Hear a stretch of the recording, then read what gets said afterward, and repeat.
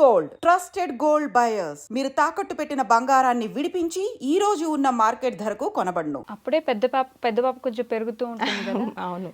So అందులో ఏంటంటే ఇద్దరు బాండింగ్ బాగా ఉండేది. పాపది చిన్న పాపది చాలా బాండింగ్ ఉండేది. తను డిస్టర్బ్ అయిపోయింది చాలా. ఓకే. యాక్చువల్గా 4 years పాపకి ఫాదర్ చనిపోతే ఏం తెలియదు అంటారు, కరెక్ట్. కానీ షీ నోస్ ఎవ్రీథింగ్. అన్నీ తెలుసు తనకి. అంటే వాళ్ళ ఫాదర్తో బాండింగ్ అలా ఉండేది దానికి. ఓకే. చాలా ఉండేది. ఈవెన్ ఇప్పటికీ చెప్తుంది వాళ్ళ నాన్న గుర్తులు, వాళ్ళ ఫాదర్తో ఆడినవి, వాళ్ళ ఫాదర్తో స్పెండ్ చేసిన టైము, ఓకే, అన్నీ చెప్తుంది. గుర్తున్నాయి తనకి, అన్నీ గుర్తున్నాయి. Wow, everything. చిన్న పాప వెంటనే అలా జరిగిపోయింది. ఇంక మీరు పెద్ద పాప మిగిలినారు. అప్పుడు అదే టైంలో హైదరాబాద్లో నాకు జాబ్ వచ్చింది.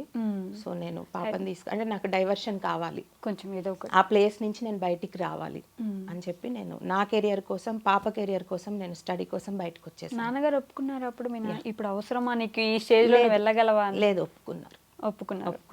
మామూలుగా అయితే ఒప్పుకునేవారు కాదు, కానీ నేను చాలా డిస్టర్బ్ అయిపోతున్నాను.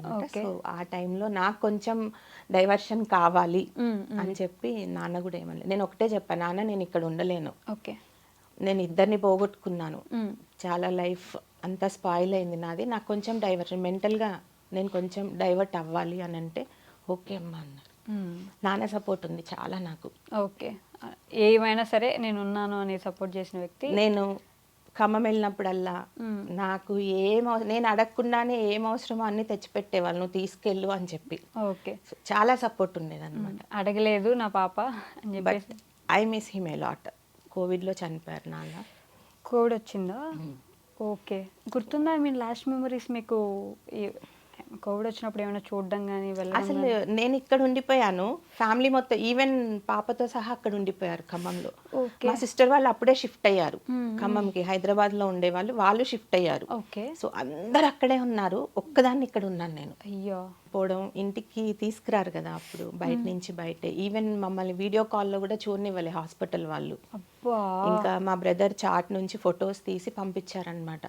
చూడ అసలు లిటరల్లీ ఆ టైం అయితే నరకం. కనీసం చివరి చూపు చూసుకోలేదు. పాపకి అటాక్ అయింది, కోవిడ్ సీరియస్, దానికి పెద్ద పాపకు కూడా. ఓకే. మా మదర్కి, మా సిస్టర్కి, వాళ్ళ హస్బెండ్కి, ఒక్క మా బ్రదరు మా మరదలు మాత్రం అవ్వలేదు, వాళ్ళు వేరే రూమ్లో ఉన్నారు, ఇంకా కింద వేరే రూమ్లో ఉన్నారు. నేను వెళ్ళలేను, ఉండలేను. కరెక్ట్, వెళ్ళలేరు, సిచ్యువేషన్ లేదు. మా ఆఫీస్లో ఏంటంటే మా కొలీగ్స్, ఇప్పుడు కవితను మేము పంపించాము, తను ఒక్కటి హెల్దీగా ఉంది, తను ఇక్కడే ఉంటుంది, ఏమనుకోదు, వాళ్ళకి చెప్పేశారు ఫోన్ చేసి. ఇంట్లో వాళ్ళకి మీ ఆఫీస్ వాళ్ళకి ఫోన్ చేసి చెప్పేశారు తన్ని పంపించాము, తను వచ్చి అక్కడ రిస్క్లో పడొద్దు అని చెప్పి. ఫ్యామిలీ మొత్తం అటాక్ అయింది. అది పెద్ద షాక్ మాకు. అది అయిపోయిన తర్వాత 3 yearsకి మా బ్రదర్ సడన్ హార్ట్ అటాక్ వచ్చి బ్రదర్ చనిపోయారు. వరుసగా అసలు వరుసగా అంటే ఒకటి తట్టుకొని నిలబడదాం అనే టైంకి ఇంక మళ్ళీ ఎవరో ఒకరికి ఏదో ఒకటి అవుతూనే ఉంది. ఫాదర్ నుంచి ఎవరు చూపు చూసుకోలేదు అనేది ఆ రోజు నుంచి ఇప్పటికీ మీకు ఉంటుంది కదా. అలా ఉంది. అండ్ ఇంకొకటి ఏంటంటే, ఒక 2 months బిఫోర్ నుంచి మా ఫాదర్ నాతో మాట్లాడట్లేదు. మరి గాడ్ అలా ప్లాన్ చేస్తాడేమో నాకు తెలీదు. రిగ్రెట్ ఉండాలని, లేకపోతే ఏమైంది, ఎందుకు మాట్లాడలేదు మీ నాన్న? ఏదో సంథింగ్ ఇష్యూ, ఏదో ఫోన్లో మాట్లాడుతుంటే మనకి ఎందుకు నాన్న అంటే, డాడీ కొంచెం ప్రతిదానికి కొంచెం ఫీల్ అవుతారని, పెద్దవాళ్ళు కదా. సో ఆ తర్వాత 2-3 సార్లు నేను మాట్లాడడానికి ట్రై చేసినా, నేను దాంతో మాట్లాడను, దానికి నాకు సంబంధం లేదు అని 2 సార్లు ఫోన్లో నాకు వినిపించింది.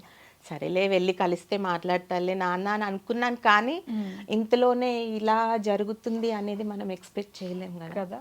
కరెక్ట్. అదే మనిషి ఉన్నప్పుడు ఉంటారులే, మా నాన్న ఎక్కడికి పోతాడు, నేను వెళ్ళి మాట్లాడతాడు అనుకుంటాం, కానీ అదే లాస్ట్. కానీ ఇవన్నీ నాకు లైఫ్లో ఎంత లెసన్ నేర్పించినాయి అంటే, ఏం సాధించాం మనం? గొడవలు, మాట్లాడుకోకపోవడం, తిట్టుకోవడం, మనం ఏం సాధించాం? ప్రశాంతంగా ఉన్నామా? లేం కదా. మా తమ్ముడిది కానీ మా ఫాదర్ది కానీ అదే అనిపిస్తుంది, దేనికోసం పోరాడుతున్నాం మనం? ఓకే. ప్రశాంతంగా ఒక మనిషితోటి కూర్చొని హార్ట్ఫుల్గా మాట్లాడలేకపోతున్నాం. చిన్న ఇష్యూస్ని మైండ్లో పెట్టుకొని ఈగోస్ దాకా వెళ్ళి ఏం సాధిస్తున్నాం మనం? మీ నాన్నతో ఉన్న బెస్ట్ మెమరీ ఏమైనా గుర్తుందా మీకు? ఒకటి చాలా ఉన్నాయి మెమరీస్. చిన్నప్పుడు డాడీ మీద ఎక్కి కూర్చొని ఆడేవాళ్ళము. నాకు బెస్ట్ మెమరీ అంటే, ఎక్కడికి వెళ్ళొచ్చినా నైట్ ఎంత 12 అయినా 1 o'clock అయినా సరే, బనానాస్, స్వీట్స్ ఏవో ఒకటి తెస్తారు కదా.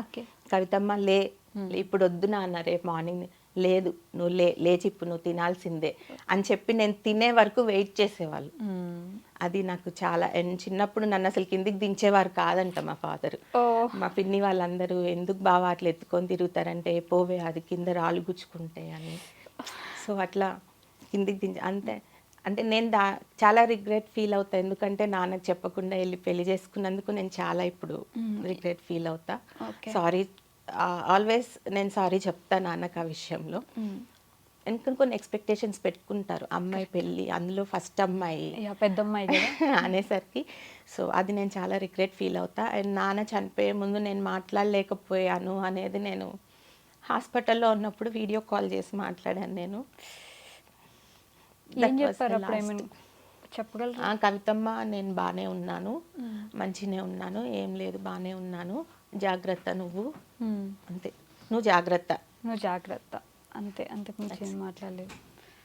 మీ హస్బెండ్ ఎలా చూసుకునేవారు మిమ్మల్ని? అంటే ఇట్లా వెళ్ళిపోయినప్పుడు ప్రాణం, చాలా ఇష్టం నేనంటే తనకి.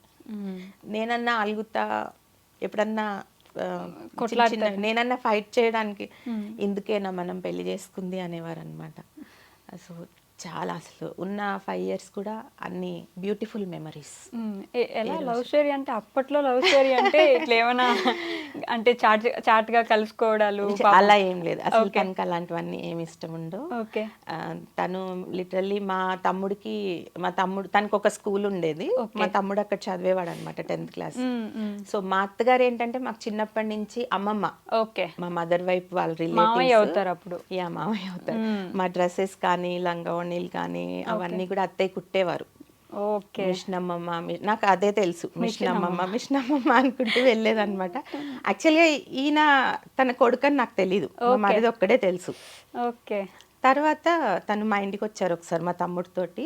ఇంటర్మీడియట్లో ఈ సబ్జెక్ట్స్ గురించి వాటితో మాట్లాడుతూ అప్పుడు అనుకున్నారంట ఆయన ఈ అమ్మాయినే చేసుకోవాలి అని. అలా చూసి నేను ఈ అమ్మాయినే చేసుకుంటాను కాసేపు మాట్లాడి దాదాపు ఒక 2 hours దాకా నడిచింది మా డిస్కషన్. సో తన్నే చేసుకోవాలని ఇంటికి వెళ్ళి వాళ్ళ మదర్కి చెప్పేశారంట. సో నేను అనుకోకుండా వాళ్ళ స్కూల్లోనే టీచర్గా జాయిన్ అయ్యాను ఇంటర్ అయిన తర్వాత. సో జాయిన్ అయినప్పుడు అప్పుడు తను నాకు ప్రపోజ్ చేశారు స్కూల్లోనా. అంటే నేను పిల్లలకి డాన్స్ నేర్పించడము, కల్చరల్ యాక్టివిటీస్ చేయించడము అవన్నీ చూసా.